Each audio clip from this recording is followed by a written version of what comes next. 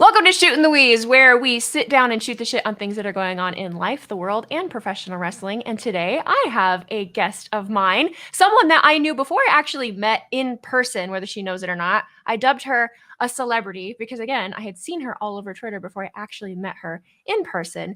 We have the fabulous Kimmy. Welcome, Kimmy. Thank you for being here with me today. I'm so hyped to be here. Literally, when I got the message you were doing this, I was like, let's go. I feel so honored. I mean, you're the real celeb. I'm just bouncing off you. Let's be honest.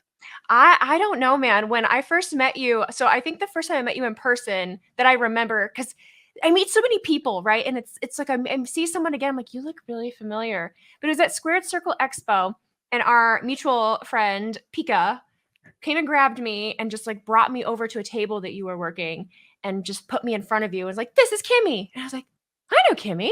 Ha, hello. And you're like, I know you too. And then it's just the thing of going to conventions, you just see people regularly and you're like, oh yeah, hey again, hey again. So how long have you been working conventions? Because you do a lot of things. We'll get into that. But how long have you been doing just conventions? 6 years. Literally since high school. I was going into my senior year. It was like the summer going into it. And I remember this vendor who I had known because, like you said, you go to cons, you know everybody. And today, actually, 13 years ago, was the first con I've ever gone I to. just saw that. Like that's insane. I know, and like, look at everything I've done. It's like, how did we get here? So that vendor came up to me. He's like, "Would you be interested in working WrestleCon with me?" And I go, "WrestleCon, like the biggest show of our calendar year?" He's like, "Yeah," and I was like, yes. Hello, is that like? Why would I say no to that? But obviously, before you work our biggest show, you got to work smaller shows. So I worked indie shows, I worked smaller cons, and that led to WrestleCon New York. I worked with that vendor for about 2 years, and then a lot of vendors were starting to be like, Kimmy, I want you to work with me. I want you to work with me. And 2022 is kind of the free agent world where I worked with everybody and anybody. And then 2023, I became prime time. And I've been doing that for a year and a half. And I don't want to look back. So, how old are you? 23, You're 23. How long have you been doing this? 6 years. 6 years. So you were a baby. You're a baby already, but you were a baby when you started. Do you feel like there was a lot? Because did people know that you were a baby? Was there a lot of pushback on that with you being as young as you were? I mean, there still is. Is there? Because I think the thing is, like, you look at me at a table and they're like, oh, it's a fan. Like, this fan's in front of me. And it's like, no, I'm the one you're giving the money to and I'm taking your picture. So, I mean, that doesn't stop.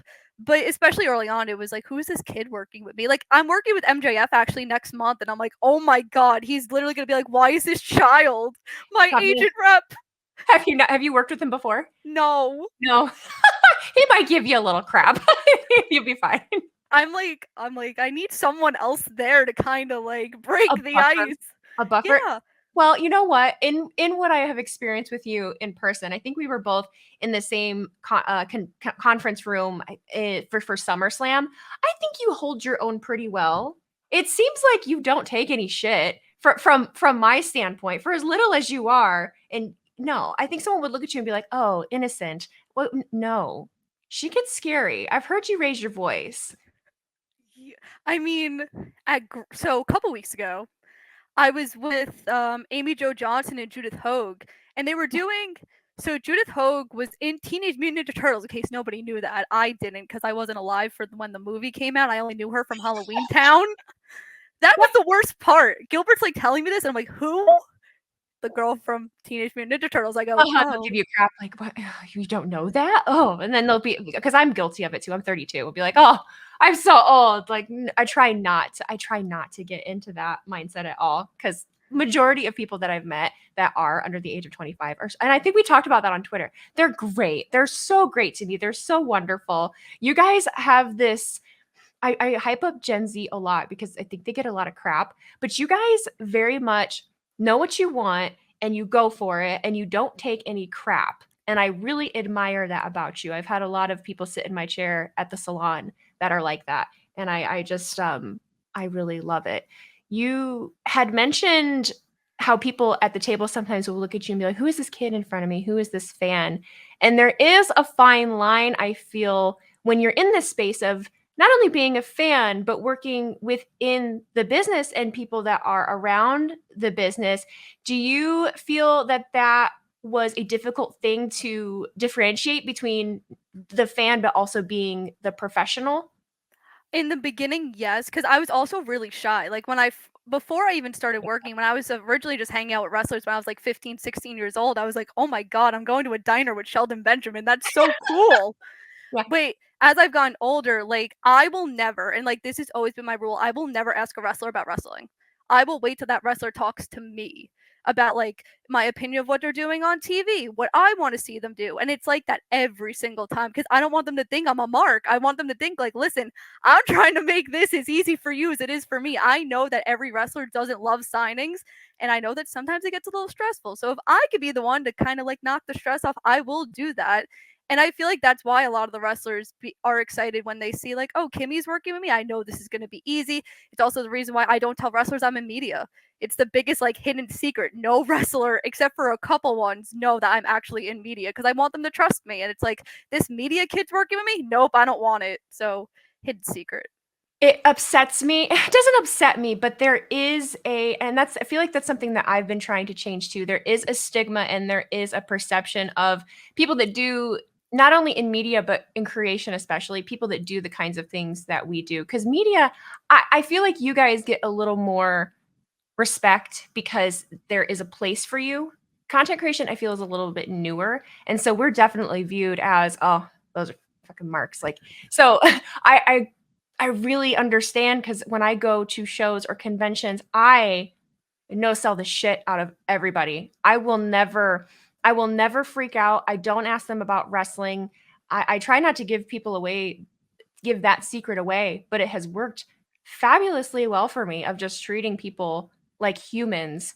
And I really don't. I never asked them about wrestling. When I was just at WrestleCon, I think I talked to Kevin Nash about musicals. Um, those are the kind I just like to ask them random shit, and it seems to bode very, very well. When did you cross into the media circuit? So that's what my degree's in, which is hilarious, right? Oh, no kidding. Yeah, so I was the only female who graduated last year with the sports media degree in my college. Where'd you go to college? Rider University. It's in Jersey. It's in like Okay, Princeton. okay. So they made a very big deal out of that of like, oh my god, only female in the graduating class. And it was funny because everybody else in that major was doing basketball and football and I was the only one doing wrestling cuz I had connections. And that's where kind of doing what I do helps because in like sports feature writing, I had a lot of wrestlers that were like, "Oh my god, I'll interview you. I'll do this school project with you." Like, I don't mind it because you've done so much for me. It's my way of paying it forward. So I dabbled with that in college, and then I love podcasting. I podcast every week. I'll do predictions. I love it. I love going to scrums, but I also find it hilarious when I'm on scrums with wrestlers I've worked with, and we literally have to be like, "Yeah, I don't know you. You don't know me." And it's happened so many times. But Daniel Garcia is the only one who literally was like, "Hey, Kimmy," and I'm like, "Oh no." Don't do that. We don't know each other. Shush, My, your job. literally my dad was like, so that's the reason why Daniel won't get booked anymore is because he said your name on the scrum. And I was like, you can't correlate the two, but I'm just saying. Where? And Tony was like, who? Like he was like looking at Daniel like, who is that? And I'm like, oh my god, now my cover is broken. Thanks, It's Daniel. crazy because it's a small world, but it's not. Like the connections of how you know people and how you meet people in this space, it's so interesting because there's a lot of people, but yet in just like the little bit of interactions, people will remember who you are. So that's funny. What's the climate like in media rooms, in scrum rooms? Do you feel like in your experience there's a lot of competition? Do you feel like you get along with everybody for the most part? What's that climate been like? So I think because I'm always the youngest in the room in there, it's like a lot of eyes are on me because it's like, who's this young kid? Yeah. And I've been doing it for as long as she's been alive. Why is she in here? What does she bring to the table? So I feel that pressure. I mean, I've literally have panic attacks every single scrum I've done. I've done 7. There's So not real. been a scrum where I haven't had one, and it sucks.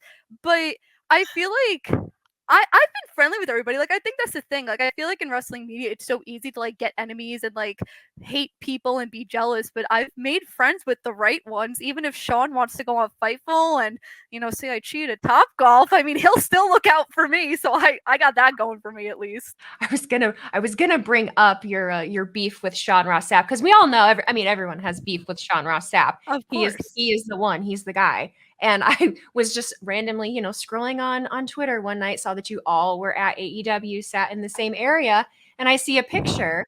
And I didn't quite gather what it meant at first. I saw that you were tagged, and I saw just Sean's big face right in the foreground. And it took a minute to realize that you were in the back throwing up the bird. What what happened there? What was going on? So Sean walks in. So first of all, he gets lost because obviously we're in New York, we're in my home turf. He gets lost. He's like, "Where do I go?" So I'm like trying to trying to guide him.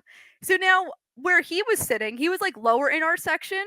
So Sean looks at me, I look at him. He goes, "I can't hear you from all the way up there." And he continues to walk down, all mighty, pretending he's so much more powerful than me. And then Kate big head. And then Kate's like, "You can come down here and sit with us." And I'm like, "Don't mind if I do." So I sat right next to him for 2 hours after he said that to me. How I would rude. be shoulder bumping, checking. I should have, honestly. Well, at one point too, we went to go meet our other friend, and he goes, "What happens if I just like push you down the stairs right now?" And I go, "Okay, this is a little Um, intense." threatens. What Well, the hell, Sean? Well, did you see when I was on the cruise and I tweeted the video of him having the meltdown at Top Golf? He literally tweeted at me. He goes, "I hope your boat sinks." What And is the beef? I beat him at Top Golf. So this all stems from Top Golf because you Yeah, beat. Okay, I beat him. you hurt the ego. Listen, his wife beat me at the buzzer beater, but he's upset that I was 22, at 22 beat him, and he can't live with that fact. It's okay that a child is better at one thing that he does. It's okay. You're not a child. In his mind, sure. I actually don't even know how old he is. We can just call him Grandpa Sean. Grandpa Sean can be just old and disgruntled, and we'll let Kimmy live her life. Listen, we have the proof. There was a Top Golf gate where my friend literally streamed the video of Top Golf and me beating Sean. Oh my god. This was very extra. And it was like that was the start of Cleveland. Like that was like the first thing I did. And then it was just WrestleCon and SummerSlam. And I was like, what is happening? What is Cleveland? Cleveland was an interest. I mean, I'd never been to Cleveland before. It was my Neither first have I. experience. I was a ball. I was a mess the whole time I was there. First of all, I was a ball of anxiety. I had a lot going on and a lot that I had to do. It was my first time going to an event where it really was work, and so I was with other people. It was my first time meeting a lot of those people, and it's interesting because you're from New York. You're from New Yes. York. I'm from the Midwest, born and raised, and when I meet people from different areas, it's always interesting to find how they operate and what their personalities are like. So I was with a bunch of people that were from New York, and we had gone out to eat, and just the way that they talked, and they were so it was so wonderful because I'm not used to that. And people from the Midwest can be a lot more reserved and they're more like, and they were just so high energy and willing to talk. And I felt after the first day, I was drained. I was done. My nerves were shot. I was like, oh my God, I've had to socialize more in the last 24 hours than I've had to do in the last 5 years. Holy shit.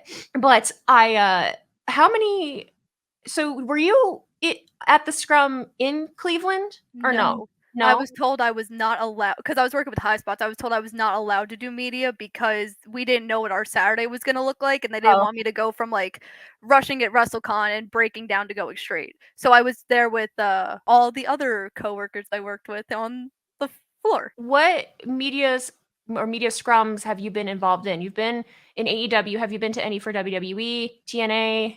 Just WWE, not WWE, just AEW and Ring of Honor. AEW? Okay, Yes. and Ring of Honor. WWE is the one thing that has like I've been trying. WrestleMania, when I got told no, I literally cried in my room for 3 days. I'm like, I'm not talking to anybody. No one talked to me. I'm done. But then my no for WWE turned into what WrestleCon Media became for Philly. So I guess it worked out for everybody else. I tell you, any no's that I've had have spiraled into something else that was much better. Leaving details aside, I did end up in the media room for SummerSlam. My first experience, I am not media. I will be the first to tell everyone, I'm not media. Everybody knows that about me. Everyone knows what I do. So I walk in, I don't have a badge. I don't have nothing. All right. I'm there. Okay. And someone saved me a seat. I sit down and I'm looking around, and it was the cutest thing. It made me feel so nice because I'd heard so many, I don't know, cutthroat things about WWE scrum rooms.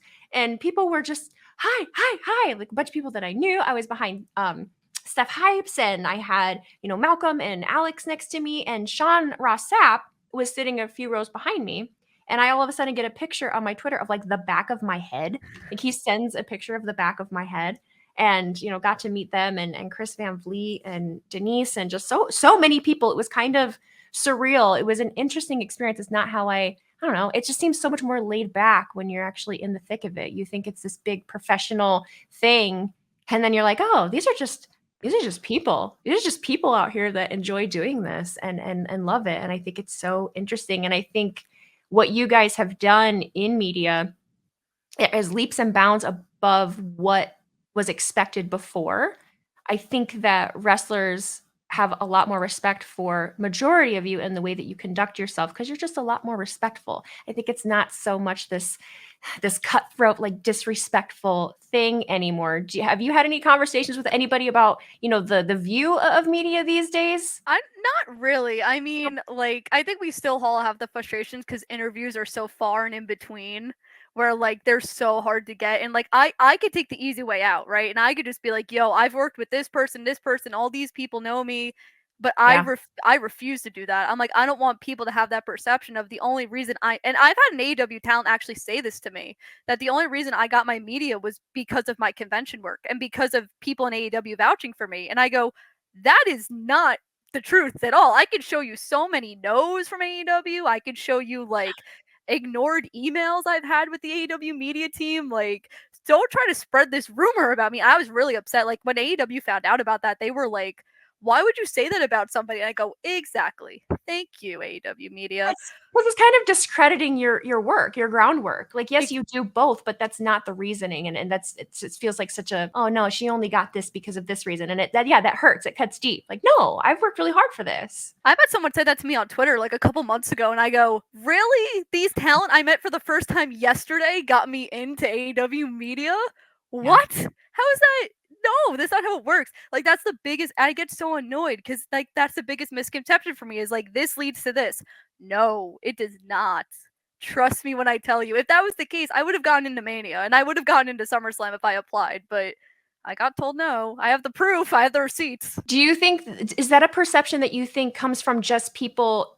Do you think it's more from fans that say things like that? Or is it from people that are actually in the business too? Or is it both? Both. Both? Yeah, because I've had vendors say to me like, "Oh, they'll let anyone into the media room because they put Kimmy in there," and I'm like, "That's still not true, though." I'm like, "That's my degree. My degree is in media. What are you talking about?" As I just said, I was in there, but like, no, they don't. I've talked to so many people that have gotten no's for years. The Wrestling Classic Justin is one of them. I mean, he started out and he was one of the first in just online shooting shit on Instagram that got denied because he wasn't seen as, traditional media. I don't know that traditional media is really the way of the future anyway. And there's nothing wrong with having different areas that you work. I don't know. That's so very interesting. I do see from fans a lot online, and I see it way more when it comes to AEW. And it frustrates me where they'll be like, oh, yeah, they don't want to be critical, or they don't want to say this, or they don't want to say that because they don't want to lose their media passes or their free tickets to the show. And it's like, you guys have no idea what the hell is even going on. Do you let stuff like that get to you or no? No, I mean, the best case in point is the All Out scrum. So if you've watched any scrum I've been on, I only ask about Ring of Honor. That's like my thing, my niche. That's my thing in media. Good. They need that. They do. Trust me. I'll wait till the media call tomorrow for AEW. Tony, we gotta talk.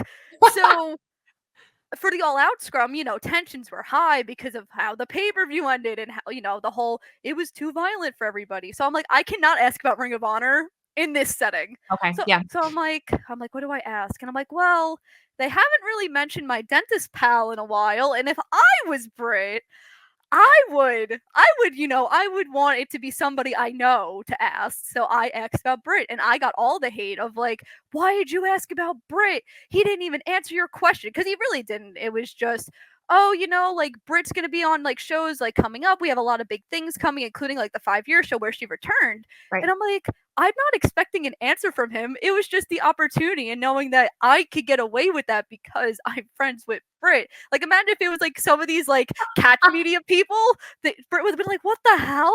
And I was like, no. So, like, that's the biggest thing is like, they don't tell us we can't ask about things. I asked about Brit when Twitter's trying to cancel her. They really don't. They don't screen anything. And honestly, that was a brilliant move too. One, because you do have a relationship with her, so it makes it more like you can do it. So, but it's good for her, the buzz. I mean, I just try to put any like positive publicity out there for her, because even at Steel City, which was the last time I saw her, she introduced me to Chris Jericho, who I've never like I met as a fan, but not like in this setting. So I just go like, she's like, oh, have you met Kimmy? And she's like telling him all about me, and she goes, Kimmy's job is to make sure I don't get canceled. And I was like, yeah, Brit's making that real easy for me nowadays. And I'm like, is she just saying this to say this, or is this actually my job? So, like, I don't mind putting out positive publicity for Brit. Like, even me starting to work with primetime appearances was all because Brit vouched to me for Gilbert. Because Brit had known me 5.5 years ago. So, like, the past year and a half wouldn't have happened. You knew Brit before you even started working with Primetime, because that's how I knew. Yeah. I know that Gilbert knows her. Yeah, so I worked with Brit before AEW was a company. That's how far back Brit and I go. I was 2018 in December will be 6 years that I've known Brit. So that's awesome. I worked with another vendor, like the first vendor I ever worked with, and no one knew who Brit was. Like, the only reason you knew her was because of who she was dating at the time, Adam Cole. I knew her. So did I. She's I the love best. I think you and I are the only two left. I love her. Yeah, I know. Continue. So it was just like, that's how you knew her, or for the first All In. And I remember like there was this huge rumor about a new company starting, and she looked at me that day and goes, next time you work with me, Kimmy, I'm going to be a huge star. And the next time I saw her in person, she was champion, headlining that same convention 3 years later. And we've traveled around the country together, working at so many cons. And she was telling everyone at Steel City, like, Kimmy's known me since day one. Like, she will tell you, like, she was at my table working with me when nobody knew me. And now, like, look at us now. And I go, always us, Brit. Like, I wouldn't want it any other way. I've worked with you more than anybody. And she goes, I wouldn't want it any other way either, Kimmy. And I'm like, how am I going to like? That's why I hate this perception. Is like, yeah, I'll get the hate from being a Brit Baker fan, but I'm never going to turn my back on her because she says stuff like this. Because she's the reason I have my current job.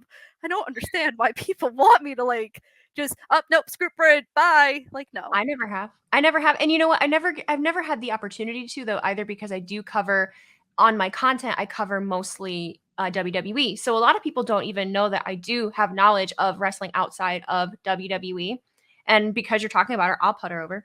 I love Brit Baker. I loved Brit Baker before AEW. I remember before even COVID happened, listening to podcasts that she'd been on, and she was still in dental school.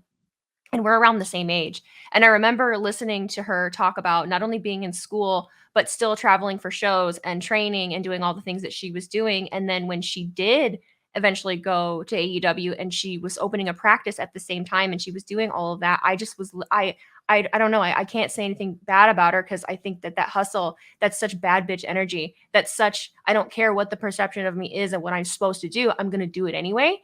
And I think that some people just have a hard time with a person, like just a woman that knows what the fuck she wants and is not going to take shit from anybody. And that's how we end up with people that say shitty things. So I'm not one of those people. So I love hearing somebody else talk about somebody else in like a sane mindset, because I don't hear a lot of that. You had to see. So for All In, I was on a cruise. So I was watching All In on the boat, at the bar, and like my Is this when you got sunburnt? Yeah. No, the bad sunburnt was in Aruba, where I got third-degree burns. Oh, that's right. And then they told me I had a vitamin D deficiency. And I go, how are you telling me I have a vitamin D deficiency when the sun almost killed me? How does this work? That's how it almost killed you. That's how it almost killed you, though, because most of us that live up north and we live inside and wear headsets, we do have I have a vitamin D deficiency. So the sun hits you a little bit and it's like, ooh, you need me, and just soaks into your skin and burns you because it's like, you need me so bad. And you didn't wear sunscreen. I know. Listen, I never used to get burnt as a kid. Never. So I don't understand what happened. The sun's gotten hotter. I didn't either. I never wore sunscreen as a kid. And then I don't know, I turned 25, 26 and suddenly I was getting sunburnt, and then it turned into you need to wear sunscreen every day. And I'm like, when did this happen? No one ever told me that I needed to wear sunscreen every day. Now all of a sudden we have to wear sunscreen. I don't global warming. Oh my god.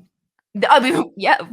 You see what's going on in Florida right now? Yes, I do. So as far as watching wrestling, so we talked about you being in media and how you're around the business. As far as watching, how do you find time? Do you watch, what do you regularly watch? You know, do you watch Raw and SmackDown every week? Do you watch Dynamite and Collision every week? What do you consume as a fan? So I try to watch everything. I mean, with me traveling for cons, SmackDown's a little hard sometimes, and Collision's always hard. But somehow I always find a way to watch Collision when I'm traveling. Like I'll just be in my hotel room and I'm like, Collision's on. I could like this is how I could decompress. That's the only time I watch it, when I'm traveling. Funny enough. Really? Because I have nothing to do on the Saturday night. I'm like, oh, this is on. Because Saturday nights when I'm home, I'm busy. Yeah. So I try to watch everything. I mean, NXT. I try to give myself Tuesdays off. Obviously, with Dynamite tonight, I can't do that. But like NXT with the CW, like there's a lot of interesting things. So I'm like, damn it, now I gotta watch on Tuesdays. I need a day. That was honestly my immediate reaction because I didn't typically do Tuesdays. It just depended. And then they really started cooking, and every week it's just been like, oh damn it, now I gotta watch next Tuesday. Oh damn it, now I gotta watch next Tuesday. And again, now I gotta do it again because I love Javon Evans. I love Javon Evans, and he's gonna be in a match with Randy Orton. I'm like, I can't miss. I have to watch that. Listen, and we don't really know what's going on with Garcia. Like, we could have a possibility that Garcia's showing up on the CW at some point in the next couple of weeks. So I'm like, now you're really gonna make me watch on Tuesdays. I would die. So, okay, because I'm not totally caught up.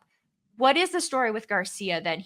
Is he not signed anywhere? What's that? So his contract expired, or what? Yeah. So I don't know if it's officially expired as of this recording, or if it's like going to expire. But he had a 3-year deal that's supposed to expire at some point this month, and he hasn't re-signed. They were looking to re-sign him before All Out, and he like didn't want to.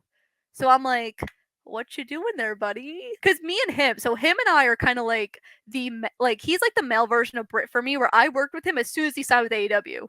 Like literally 3 months later, because we're a similar age, like we got along really well. Because his major's also in communication, so like we bonded over that. So when his figure was coming out, he said to me, he goes, "Kimmy, I want you to work like when we do cons, like, and I sign my figure, I want you to work my tour." And I'm like, if you go to NXT, I can't do that because you can't work cons. So selfishly, for myself and my own pleasure, he needs to resign with AEW. That is so very selfish because I'm like, oh, I would love to see him on NXT, but no, I completely understand, and I love what he's done in AEW as well. So my experience with Daniel Garcia, the whole reason that I really even got into doing any of this was WrestleMania 2020. We were still were we still in shutdown? I believe we were. I don't think I had gone back to work yet. And there is a wrestler by the name, do you know who Puff is? Yes. Okay. So Puff was doing Instagram lives. He was calling them Live in 5, and he would go live with another wrestler up from Toronto, Stratos. And I watched both of them and interacted with them, and they played Jackbox, and I was a viewer, right? And there was a random week where Stratos couldn't be on, and they were taking guest hosts, and they allowed me to be on their Instagram live as a guest host with Puff. And so, created a little relationship there. And I would still pop in, and there were a few times where Garcia would be involved, and he was kind of a dick. I remember being like, God damn, like, what did I do to you? Like, so appreciate him as a talent. And also as someone that's older, I'm 32. So this little shit was being like, kind of shitty to me. And I'm like, listen, you little fuck, like, yeah. I will say though, So the one time I interact with Max, obviously Max definitely doesn't remember this, so I'm gonna mention this to him when I see him next month. Okay. Max came up to the table with me and Daniel, and I remember I was just kind of standing there, and MJF was like, "Who is this?" Like pointing at me, and Daniel's like, "Oh no, she's one of us. She's one of us. Like she works with us." And Max looked at me and he goes, "Get out of my face." And he walked away, and I was so defeated. And Daniel's like, "Don't worry, Kimmy, like that's just his character. I swear he doesn't think that about you." And I'm like, "If you say so." And I was like, damn, Daniel's had my back since day one. This was also the same convention where he was like, "Is that the boogeyman? I want to meet the boogeyman. I gotta go to see the boogeyman." And he was marking out for the boogeyman, and I go, It's so sweet to see them do that with people. "Oh, I agree." I was like, "Yo, this kid, he's a mark," and I love it. Yep. I love when they'll own it just unabashedly because I fight it tooth and nail. I think the only person I've ever done it. Funny enough, the only person I'd done it for was Dustin Rhodes. That one got me. I can really hold face for everyone, but for some reason, I don't know. Being in his presence, I was like, yeah. Max is really good at being just sticking with it, sticking with it. You know, I will get in trouble if I bring up my experiences with him, so I can't. Nothing terrible, but he's true to his character. He's very true to his character. Did you watch what just happened? Bad Blood? Did you watch Bad Blood? I did watch Bad Blood. Yeah? What'd you think? I thought so. I really didn't think the Hell in a Cell was as great as everyone was saying. Like I don't know. I felt like at some points I was like, why is this taking so long? Like why are they just like Drew was just like for 5 minutes struggling with like the table and stuff, and I'm like, bro, I get you're tired, but we got a card to get through, buddy. Besides that, I thought it was okay. I like the Rock stuff was really cool. Seeing Jimmy back into the fold, I'm really excited to see what they're going to do with that. And like, are we leading to War Games and Cody and Owens? I thought that was really smart. Like that's how you know that media is really taking the next step. That they did not film that or anything. They relied on fan coverage to record that and post it on Twitter. That was the smartest thing I think WWE's done. Like in the last couple months. I think so too. I thought it was brilliant. I was so glad they did it and also glad that it worked because the first angle that I'd seen, I had a terrible angle. I had some dude that was way up. I don't know where the hell he was. Oh, I saw the video you posted. Parking garage or wherever the hell. I don't even know. But I saw that and couldn't, and people in my comment section are like, she didn't know how to full screen. Y'all don't understand how my recording process works. If I were to full screen it, you would have just seen like one left side of Kevin Owens' head. Like, it's not how it works. People act like they know everything. But no, I'm excited to see where they go with that. We didn't get any, clarification Monday. I know we might on Friday. Have you seen any of the discourse or discussion about the 2-hour Raw yesterday? I mean, that 10-woman tag really hit it on the head. So that was actually... I was excited for the 2-hour Raw because I feel like sometimes that third hour really drags. Yes. But then you kind of look at it as, okay, like there's also more talent being utilized in that third hour. I mean, the only women's match we did see was that 10-woman tag. It wasn't that long. We saw Rhea in a video. I mean, also too, they were recording Raw for next week right after, so maybe that had to do something with it. But I was like, this isn't a good look for your first 2-hour Raw, WWE. I feel so. It's very rare that it happens, but I sometimes defend things and I'm excited for things. And I was excited for a 2-hour Raw, and I was putting my faith in them. And I'm gonna tell you what, they did make me look real dumb because I was like, no, don't. I was like, don't worry about the women's thing. I think it's gonna be fine. Like, don't be negative. And then that was what we got, and it was very quick, and and I had said in my review video there was no real substance to it. They didn't even give them time to do anything. There wasn't a whole story between any of them. I just was like, this is exactly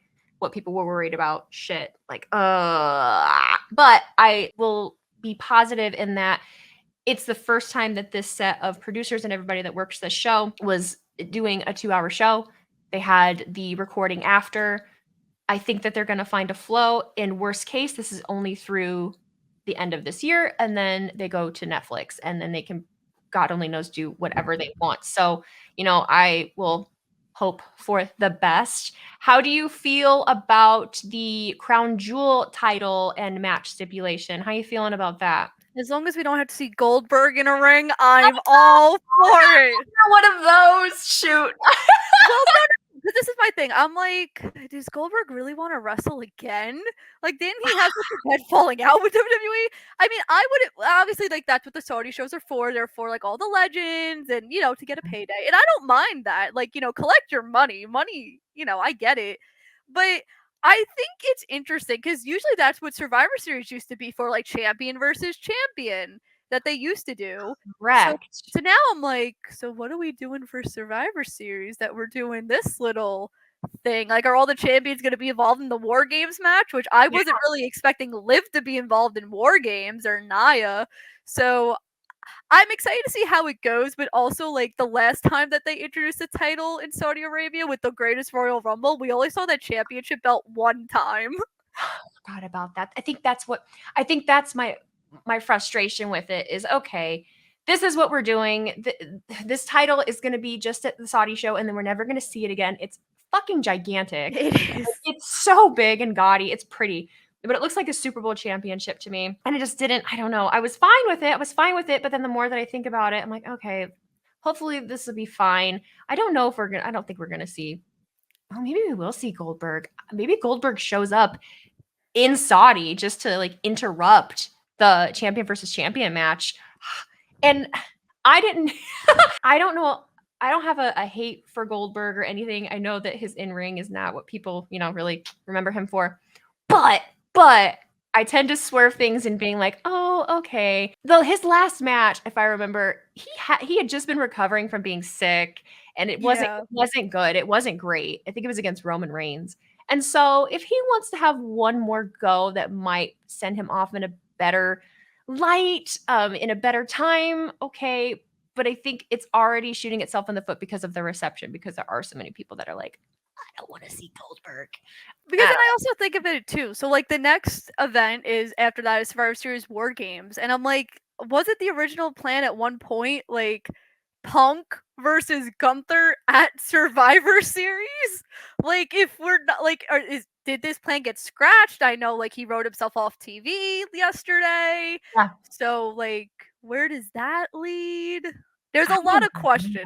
There's so many. There's no way that Goldberg was just there to be there. I will leave it at that. There's no way he was just like, oh my god, I'll show up with my whole family and my son. Especially after he was just brought up by Gunther when Bret Hart was on the show. I do feel like that was absolutely purposeful. And to have Gunther, I mean, I love Gunther. And the interaction that they had, I do feel was great. I enjoyed it. But I hope if they do something with it, I just hope it doesn't fall flat. That's my biggest concern. I just don't want it to fall flat.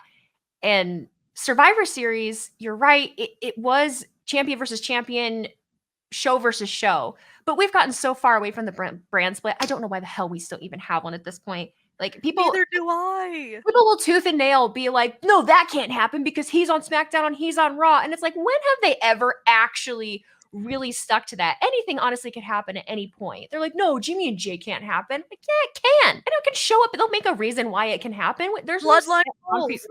That's the reason. Bloodline rules. Oh, I just caught myself. Oh, God. Santi Zapp does this fucking bloodline rules. And I can't believe I just did that. Oh, and me. That's embarrassing. But no, Survivor Series might be turning into just a War Games.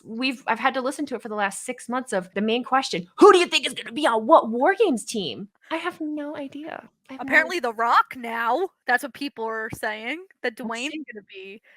We will see. The one last thing I'll ask is your opinion on having both the Punk and Drew match on the same card as when The Rock showed up, because there's a lot of discourse back and forth of, do you think like Drew and Punk should have main evented? Do you think the Rock should have main evented? What do you feel should have happened there? Do you have a take on that or no? So it was funny. So my cousin, who actually just started watching wrestling again like a year ago, he asked me, he goes, he doesn't even have Twitter. He is so like out of everything. So he's like, what's the main event? I'm like, oh, it's the Bloodline tag team match. He goes, well, that's really stupid. And I go, well, did you see why they think it's main event thing? He's like, don't tell me. And I'm like, that's like me. I'm like, it's not me telling. It's technically Pat McAfee who said it on his show to Cody Rhodes. So it's not me. So then his feed was ahead of mine. or I think I was ahead of him. I'm like, oh my god, look, it's Dwayne, and he goes, "You spoiled it for me." I was like, "That's not." I was like, Oh. "I was in a car watching it on an iPad. Okay, this is not my fault." So I understood why, because obviously Dwayne's like the biggest thing in WWE. It's the reason why WWE is so hot right now. I get it, but there is a huge storyline with Drew and Punk. I think it is a top contender for feud of the year on so many different fronts that I understand why people would get upset. But I'm like, is it really that big of a deal? Like, because there's so many more questions with like the bloodline story at the end. Because like, what's The Rock gonna do? What are we gonna do with Jimmy? We had the whole thing with Cody and KO that also happened after the show. Where if Drew and Punk just main evented with a good match, it's like, okay. Where the reason why you have a main event like that is for people to ask questions so you could tune in to the Monday and Friday after. And that's exactly what they did. So that's why it main evented. I mean, I don't know why people get so angry over this. I'm just like, there's more things to be concerned about in the world. Oh my God, you're speaking to my soul. Oh my God. Oh, I love it. It's amazing. Yes, because I feel the exact same way. I was like, it was still a great match. Yes, it went first. No, it didn't have this position at the end of the show, but what happened at the end of the show was there for a reason. The only thing that I've said would appease people would have been to not have both of them on the show. And that's just not where we landed or where we ended up. And you had two great things happen on one show. It is what it is. It happened. And that's that. Like we just gotta roll with things a little bit more. We can be critical, but Jesus Lord, we get way bent out of shape sometimes over things that I think we probably shouldn't.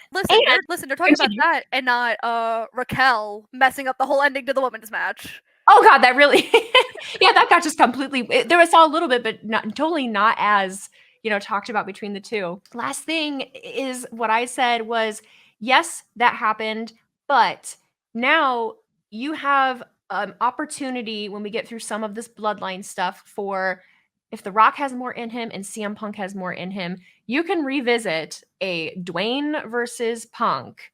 And Punk can be pissed that, hey, Dwayne, yet again, here you are stepping in, taking the spotlight like you always do, and run that. And I would love to see that in 2025, 2026. Like, please run it back. I think it should be at the Royal Rumble because that's where they had their first match. Oh my God, perfect. When Dwayne beat Punk for the title and ruined his 434-day reign. Callbacks. No, that's poetic. I like it. No one's brought that part up. I like it. What you got going on next? Where's your next place you're going to be? What's on the schedule? New York City Comic-Con with Swerve Strickland, who just signed his lucrative deal at LA Comic-Con. And I remember I saw that yesterday and I go, you couldn't wait a week till I was with you? I would have loved to be the one to be like, Swerve signed his new deal with me. Haha. Like, God damn it. November's a big one for me. They're still tentative that I'm going to Rhode Island with Brit. Then we have big event with Max. We have WrestleCade with Sting and Mick Foley. I'm doing a store appearance with Orange Cassidy. I'm going to LA with a couple of my friends. I'm going to LAX Fan Fest for the first time. This is the one wrestling convention I've never gone to. And the flight was cheap. And I'm like, sure, I'll go. Why? I want to go back to the West Coast. I want to eat In-N-Out. I miss In-N-Out. I was just there and I didn't get it. I had to get Shake Shack. You didn't get it? No, they didn't DoorDash and I couldn't leave my hotel, so I got Shake Shack. I was really upset, but I'm going to go back. We're going to be back there within the year. I'll be back in the West Coast. Well, if you go to Vegas, they have them in Vegas if you're going for Mania. I think I am. So, okay. Well, I'll make a point to get it in Vegas. I was so pissed they didn't DoorDash it. I was like, what the hell, In-N-Out? You're a traveling gal. So are you. Working on it. It's going to be more. I applaud you guys. If nothing else, I feel like I've learned from all of you. And I love that I have my fingers dipped into so many different areas where I am friends with media people. I'm friends with people that work at conventions. I'm friends with, just people everywhere. And it gives me such a well-rounded view of just how to conduct myself and where to go and where not to go. And the con girlies and boys have always been very, very kind to me. So I always really appreciate that. Thank you for always not being mean to me and being like, get the fuck out of here. Like, you guys are very, very nice to me. I appreciate it. I've done that to some people. So I've done that to I've done that to media people. I text Sean every time I do it to a media person and I'm like, I kicked another one out. And he's like, can you stop doing this? I go, no, because at this point, that's not my job. My talent's not doing interviews. I'm sorry. bye. And then I'm like, oh my god. I kicked out the Wrestling Observer at one point, and I go, I'm kicking out these people who have been doing this for as long as I've been alive. Hey, you're doing your job. That's literally your job.